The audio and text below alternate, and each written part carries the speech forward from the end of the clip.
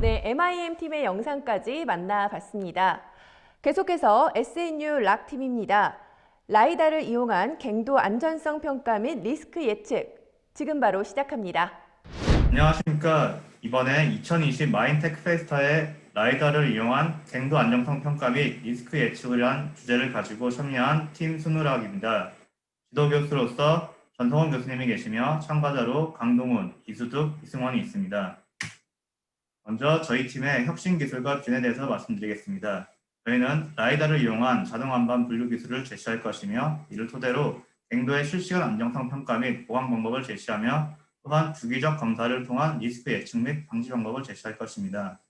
분류된 데이터들을 빅데이터와 GIS 기술을 활용하여 방해 방지 기술에 활용할 수 있음을 보여드릴 것이며 계획 최강에 있어 가장 중요한 안전에 대하여 빠르게 분석하고 실시간 피드백이 가능하여 유연하게 대체 가능함을 보여드릴 것이며 가행 중 쌓인 정보를 토대로 폐강 후 관리에도 활용할 수 있음을 보여드릴 것입니다. 그리고 궁극적으로는 보강 설계의 자동화 및 자율화가 가능함을 보여드리겠습니다. 다음으로 안반 분류 기법 설명드리겠습니다. 먼저 RMR입니다. RMR은 비엔나르스키의 제안으로 다양한 버전으로 수정되어 왔고 최근까지 사용 중인 안반 분류 기법입니다. 다음에 나타난 안반의 6가지 특성을 점수화하고 이를 통해 합산 점수를 얻은 다음 안반을 5개의 등급으로 구분을 합니다.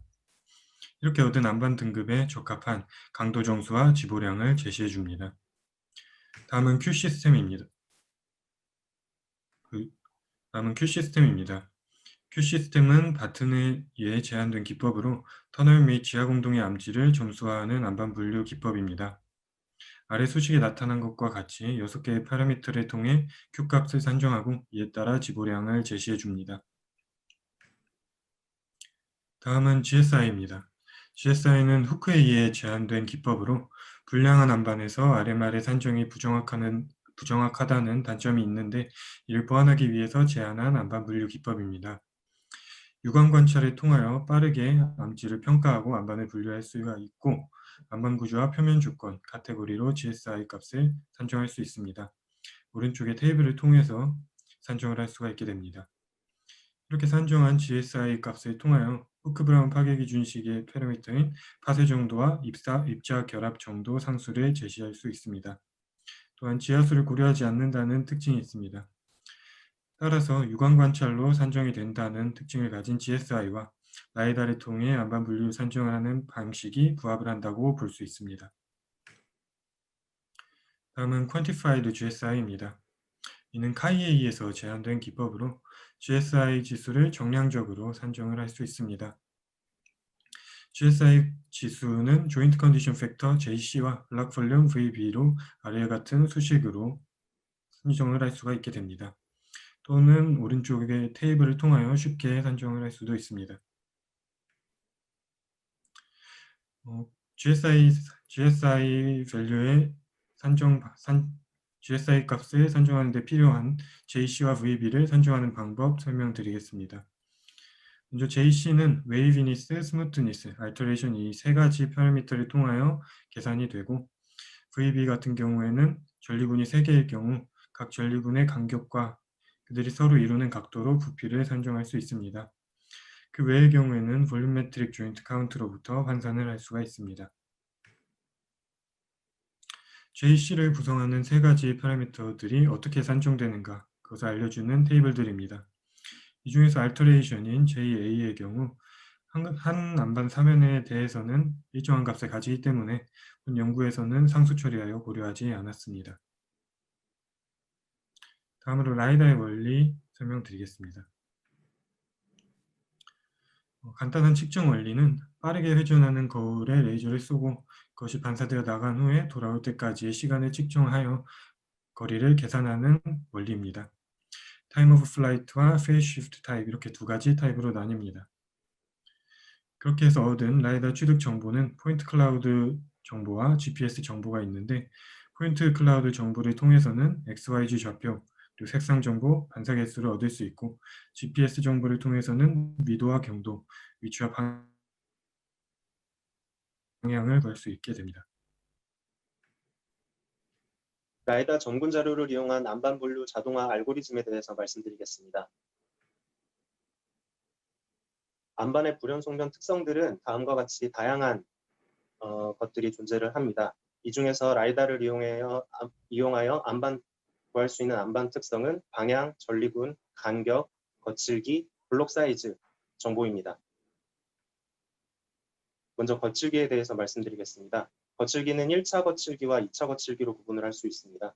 1차 거칠기는 만곡으로 측정 길이는 1m부터 수미터에 이르는 거칠기를 의미를 하며 2차 거칠기는 요철로 측정 길이는 5cm부터 10cm 정도의 길이를 측정하는 거칠기입니다.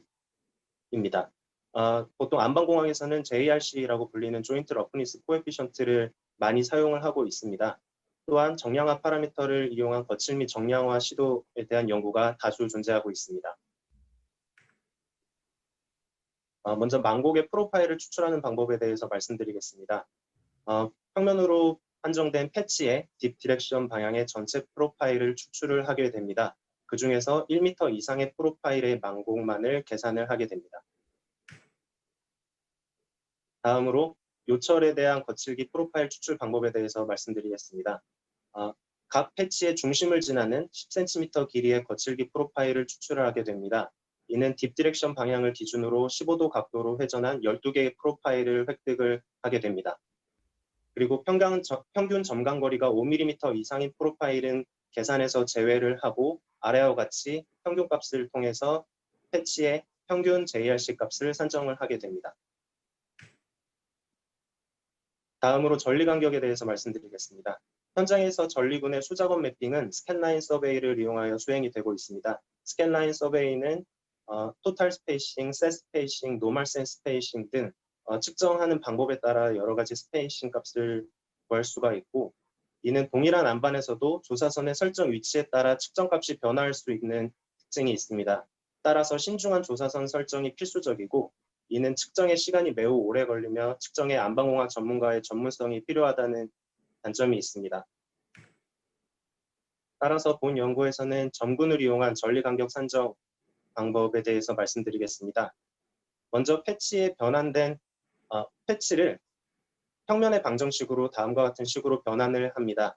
변환을 한 후에 이 DI 상수는 스캐너 좌표계 원점과 평면 사이의 거리를 의미를 하게 되는데, 전리군에 속하는 패치에 대해서 DI 상수를 크기에 따라 정렬을 한 뒤에 인접한 두 평면 사이의 차를 전리 간격으로 정의를 할 수가 있게 됩니다.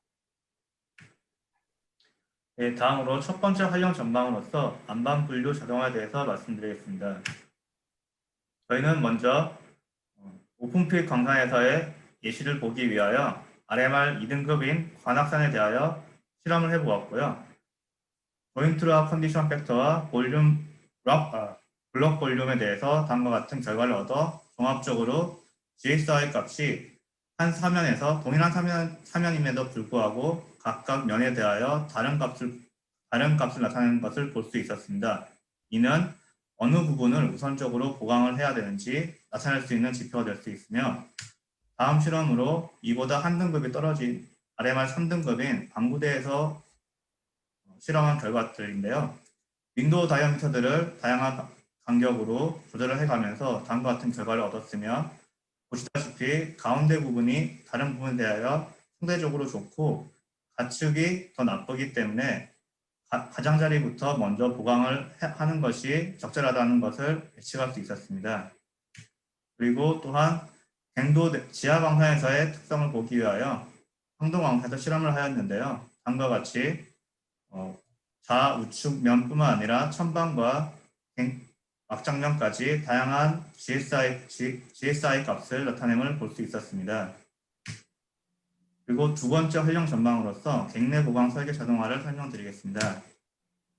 지금까지 얻어진 자동화 안반 분류 시스템을 기존의 위치 추적 시스템이나 실시간 피드백 시스템 등과의 결합을 이용하여 갱내 보강 설계 자동화를 어떻게 식으로 이룰 수 있는지 보여드렸으며, 그 예시로서 다음과 같이 갱내에서 라이다를 통하여 스캔을 하게 되면 실시간으로 정보가 중앙센터로 전달이 되고, 전달된 정보 역시 AI를 통하여 바로 처리가 되어 다음과 같이 어느 부분을 어떤 식으로 보강을 해야 되는지 방법을 제시함을 볼 수 있습니다.